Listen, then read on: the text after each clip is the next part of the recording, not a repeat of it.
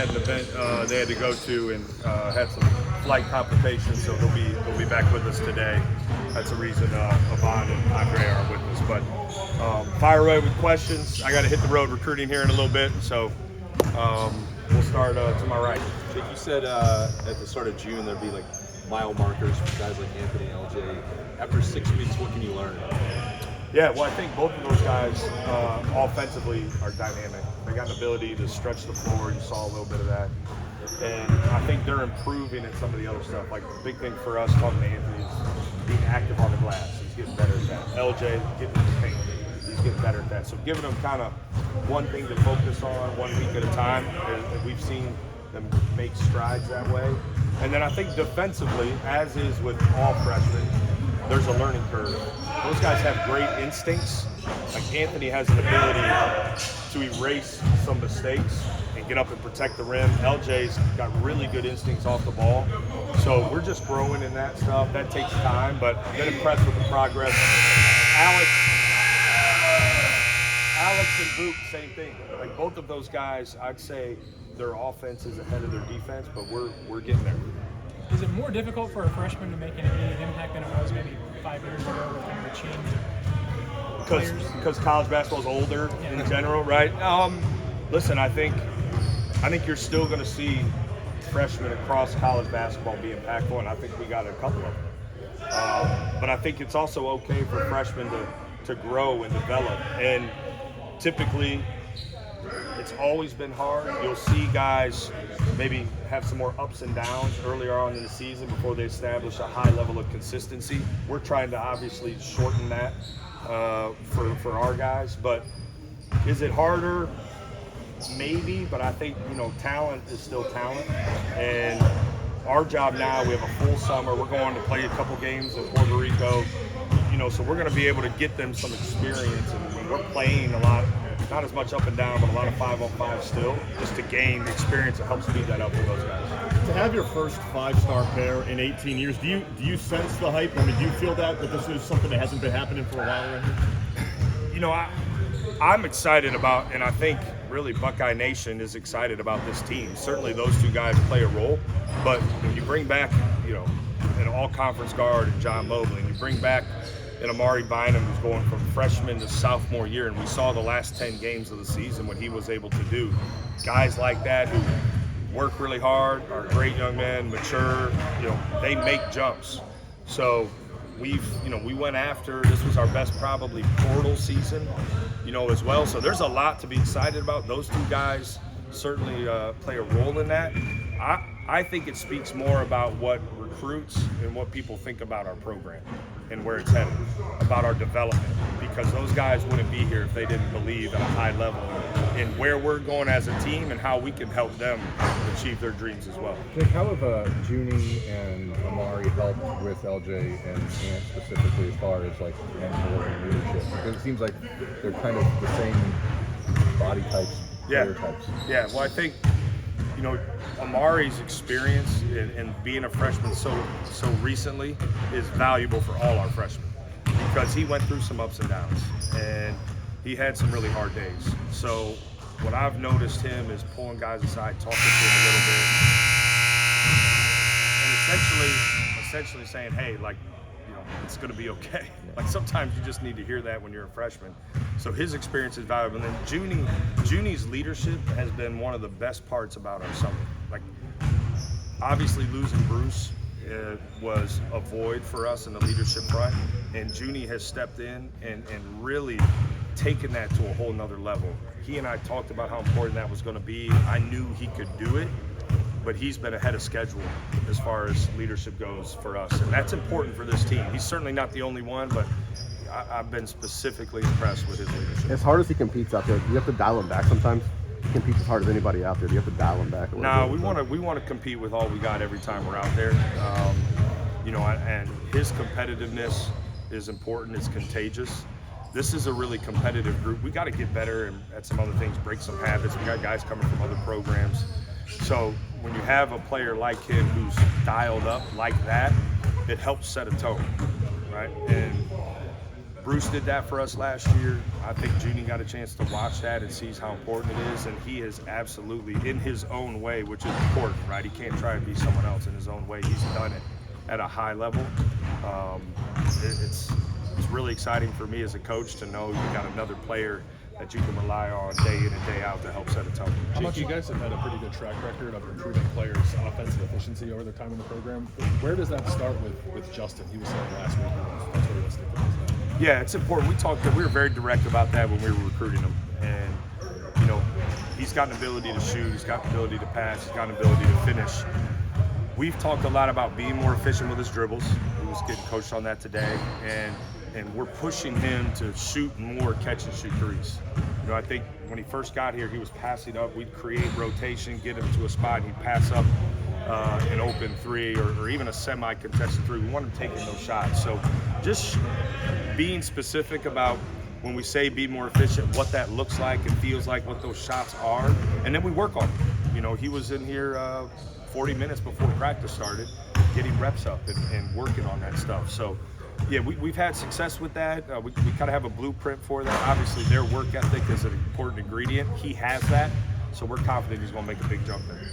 How much is Junie's the byproduct of the NBA draft process? Do you think it just helped him kind of realize what he needs to do to be that guy?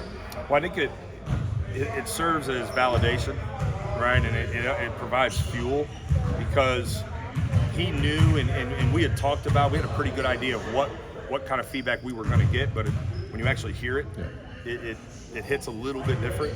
So he has attacked all of that. He had to get better defensively. He's attacked that.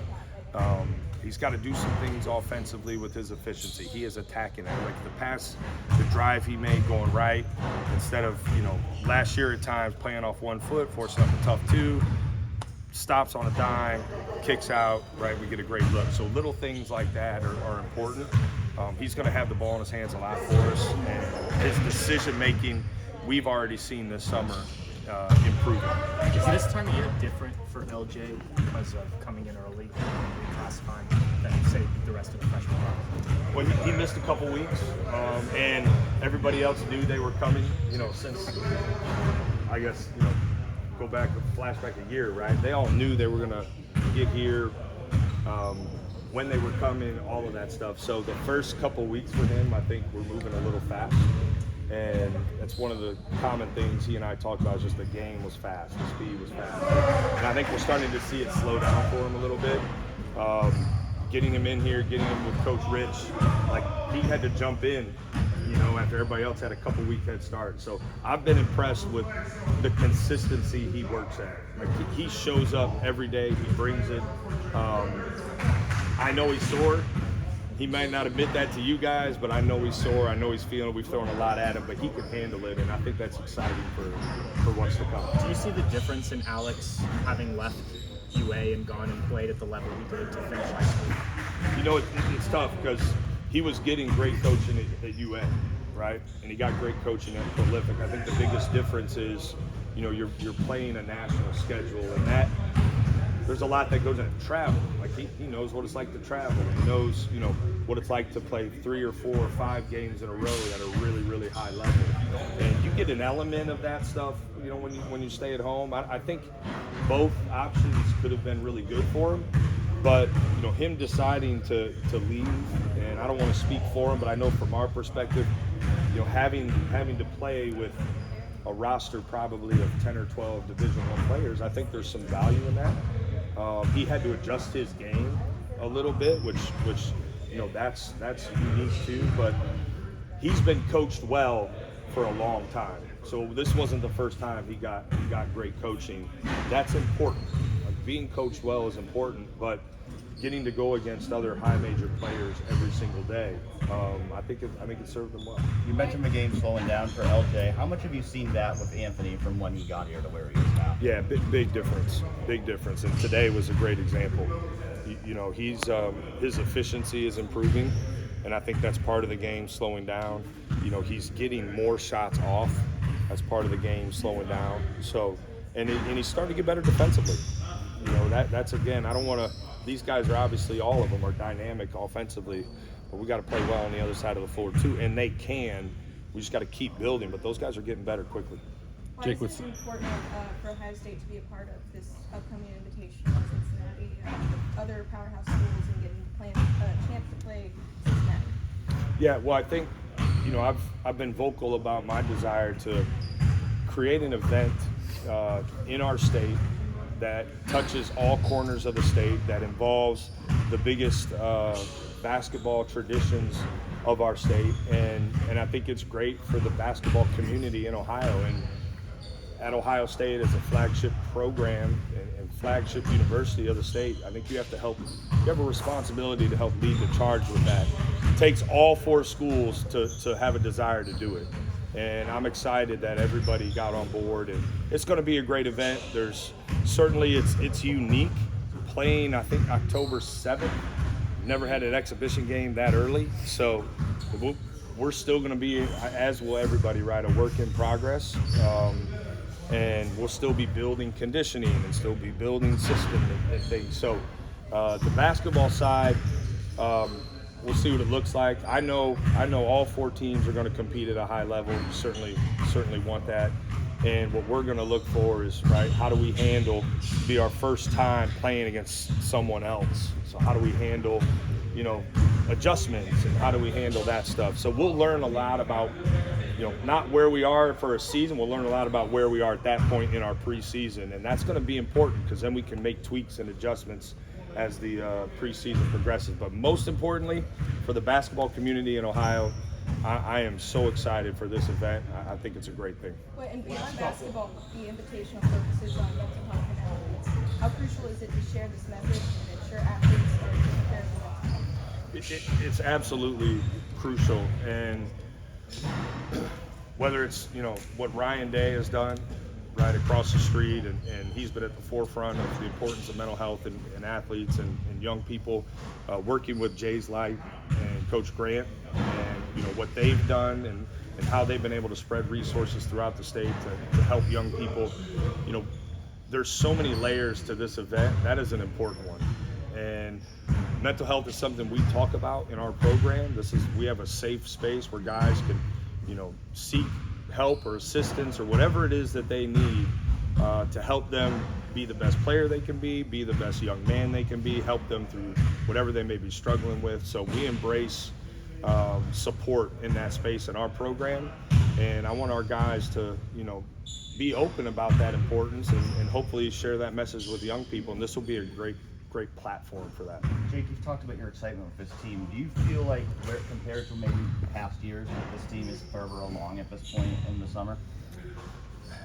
I think, I don't know if I could say we're further along systematically. I think our chemistry is really good right now, and we had really good chemistry at this time last year, and I think that chemistry served us well as the season went on. So that's exciting for me. I think our on-court chemistry has grown quickly. We'll obviously get to test that here in a couple weeks. But, we've established a kind of a blueprint, or let's say just a kind of preseason, off-season journey to get ready for that first game in November and December and on. So I like where we're at right now. I love the talent we have. I love the depth we have. I love the size we have. I think that's a different component than where we've been the last couple years. But, I wish I could tell you we're 3 weeks ahead of where we were last year in install. We're not. We're kind of sticking to the plan, building. This is a process, right? And so we're sticking to that and taking it one day at a time. This team's embraced that really well. Jake, with some of the skill sets and length you've added, it seems like you guys should be able to put some more defensive pressure on teams this year. Have you felt that through these last couple of weeks show up so far? Yeah, we're trying to be more disruptive. We didn't really, last 2 years, we haven't forced enough turnovers. Yeah. It's prevented us from getting out and running. It's put a lot of pressure on our defense. We've been solid defensively, but if we can rebound just a little bit better, we can be a little more disruptive, I think we can take a major jump. Certainly being bigger should help, right, with that. But we're intentional about our techniques and building habits to be more disruptive. We're not going to be, running two at the ball every possession, but we do we do want to be more disruptive in our gaps. We do want to, be more disruptive in lanes, and we want to, we're hoping our size will translate into better rebound. We're working on rebounding. It's an important part for us as well. Okay, Coach, thanks. Thank you, Jake. All right, guys, thank you.